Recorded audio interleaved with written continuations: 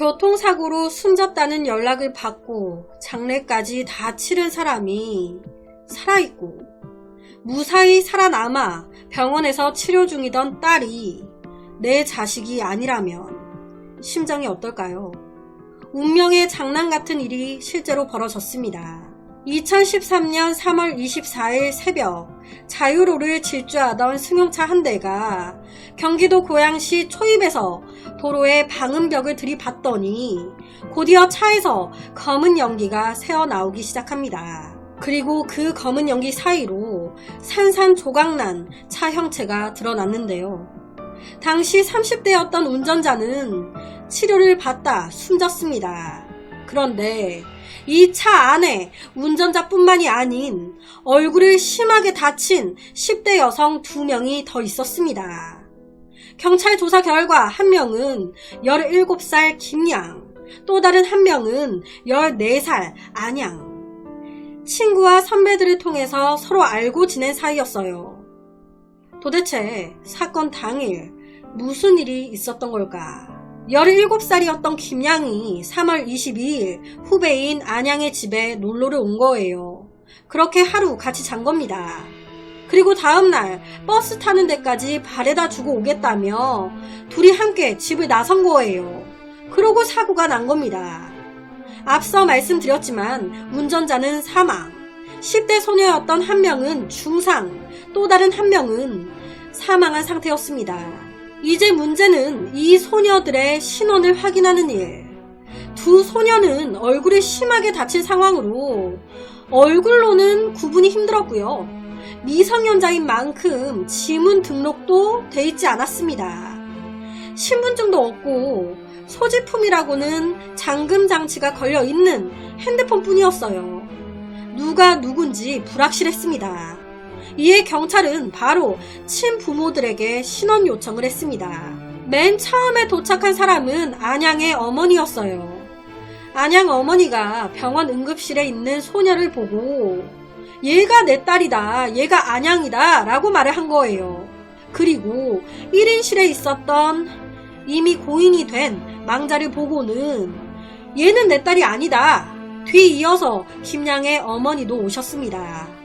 이 김양의 어머니도 1인실에 있었던 망자를 보고 이 아이가 내 딸이 맞는 것 같습니다. 내 딸 옷이 맞아요. 얘가 김양인 것 같습니다. 때문에 경찰은 17살 김양이 숨지고 14살 안양이 중상을 입은 것으로 교통사고를 마무리했습니다. 눈에 넣어도 아플 것 같지 않은 딸을 먼저 보낸 김양의 부모님은 가까스로 마음을 추스리고 딸의 장례식을 치렀습니다. 그런데 약 20여일 뒤 김양의 부모님에게 한 통의 전화가 걸려옵니다. 전화를 걸어온 사람은 다름 아닌 살아남은 안양의 어머니였어요. 갑자기 전화가 와서 안양의 어머니께서 김양 어머니한테 이것저것 김양에 대해 물어보기 시작하신 겁니다. 저 혹시 김양이 생전에 찍은 사진 좀 저한테 보내주실 수 있으세요? 혹시 따님이 생전에 귀를 뚫었었나요? 혹시 따님이 오른쪽 뺨에 점이 있어요?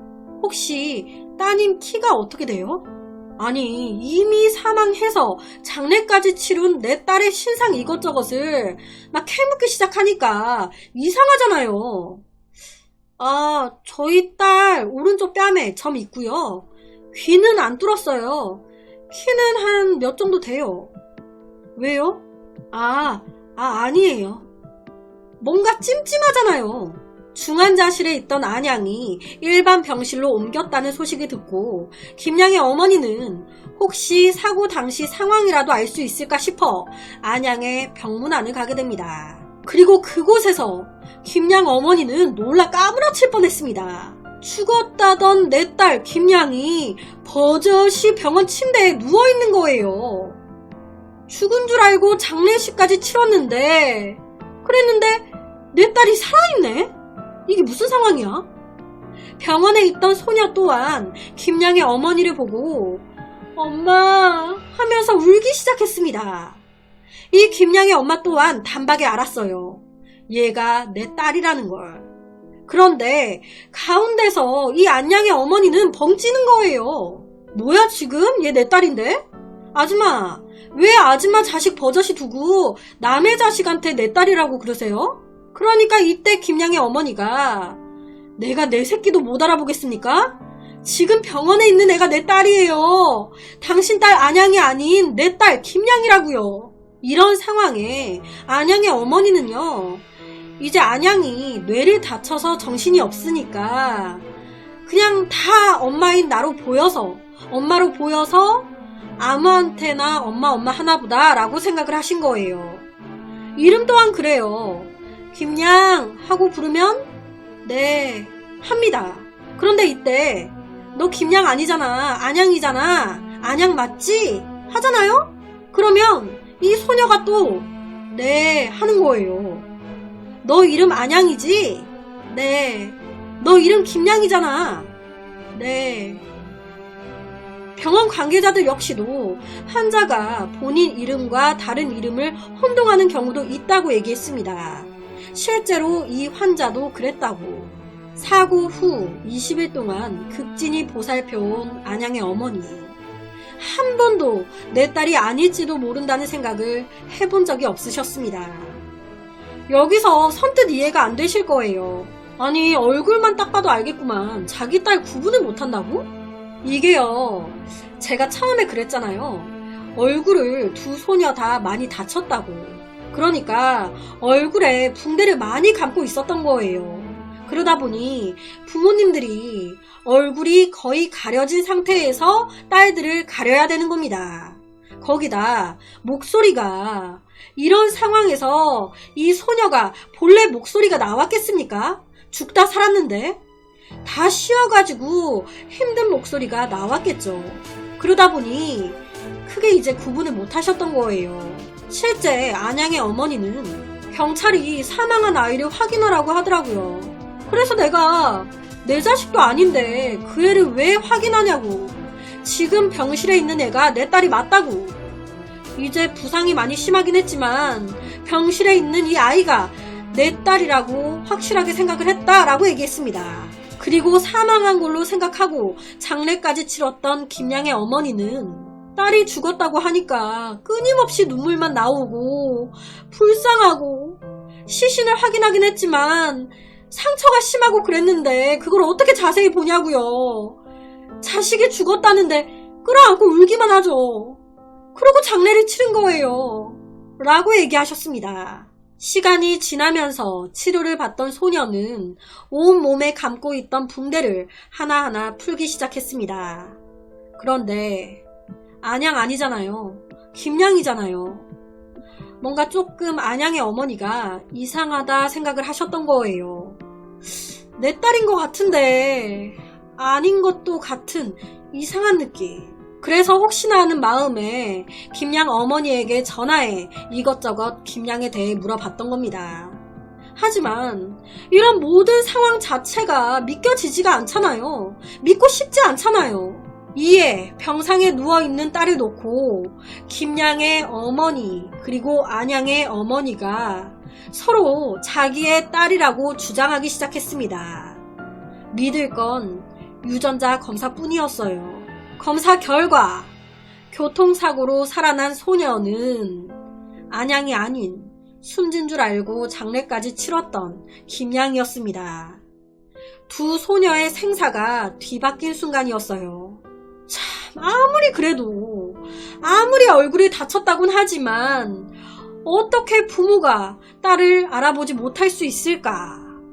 이 부분에 대해서 전문가들은 두 부모님이 정신적인 충격을 받아 감정이 이성적 생각을 막아버리고 믿고 싶지 않은 현실과 기억을 차단하는 이른바 멘탈 블록 현상이 생겼다고 얘기했습니다. 일종의 공황 상태에 빠져버리는 멘탈 블록이 생겼기 때문에 제대로 된 판단을 못한 거라고. 먼저 온 부모는 믿기 힘들잖아요. 내 딸이 죽었다는 게. 내 딸은 안 죽었어. 죽었을 리가 없어. 저기 살아서 치료받고 있는 저 소녀가 내 딸이야. 내 딸은 안 죽었어. 하고 부정을 해서 살아있는 딸을 자기 딸로 생각을 한 거고, 후에 온 김양의 어머니는 반대로 얼굴 확인이나 이런 걸 제대로 못한 상황인데 이미 내 딸은 죽었구나 라는 그 자체만으로 엄청 충격을 받고 수긍을 해버린 겁니다. 그러니까 두 분 다 엄청난 충격을 받고, 아니 부모님들은 그렇다 쳐요. 그 충격이 가히 상상도 못할 정도였을 테니까 그랬을 수도 있을 것 같아요. 그런데 경찰은, 제3자 입장인 경찰은 좀 제대로 정확하게 확인을 해줬어야 하는 거 아닌가? 라는 생각이 듭니다. 경찰의 말은 이래요. 미성년자는 지문을 찍어도 신원 확인도 안 되고 얼굴도 확인이 안 되는 상황이고 부모님들은 각각 이렇게가 자기 딸들이라고 하니 별 의심 없이 처음부터 그렇게 신원을 잘못 확인해 시신 인도를 잘못하게 됐던 거죠. 하지만 이 사건에서도 알 수 있듯이 신원 확인이 잘못될 수 있기 때문에 객관적인 기준에 의해 신원을 확인하는 것이 필요합니다. 이런 사건이 또 발생하면 안 되는 거잖아요. 인지, 식별, 즉 신체적인 특징, 입고 있던 옷, 그리고 소지품 등에 의해 신원을 확인하는 것이 얼마나 위험한지를 알려주는 사건인데요. 멀쩡하게 살아있는 딸의 장례식을 치르고 사망신고를 한 부모, 그리고 남의 딸을 지극정성으로 돌보다가 하루아침에 유골로 돌아온 딸을 맞이한 부모, 생사가 뒤바뀐 두 소녀의 기막힌 운명은 양쪽 가족 모두에게 큰 상처로 남았습니다. 실제로 절대 잊어선 안 될 세월호 사건, 이때도요, 인지 식별로 신원 확인을 해가지고 시신이 가족에게 잘못 인도된 사례가 3건이나 있었다고 합니다. 이게 한 건도 말이 안 되는 건데 3건이나 있었대요. 안 그래도 마음 아픈 상황인데 고인 3분이나 잘못 인계가 된 거예요. 인지 식별에 의한 신원 확인은 항상 오류의 가능성을 내포하고 있기 때문에 매우 위험합니다. 같은 실수를 여러 번 하면 그건 실수가 아니죠. 신원 확인에 대한 보다 체계적인 절차, 정확한 신원 확인이 필요할 것 같습니다. 다시는 이런 사건이 정말 반복돼서는 안 될 것 같아요. 그래서 오늘은 가슴 아픈 한 사건을 가지고 왔습니다.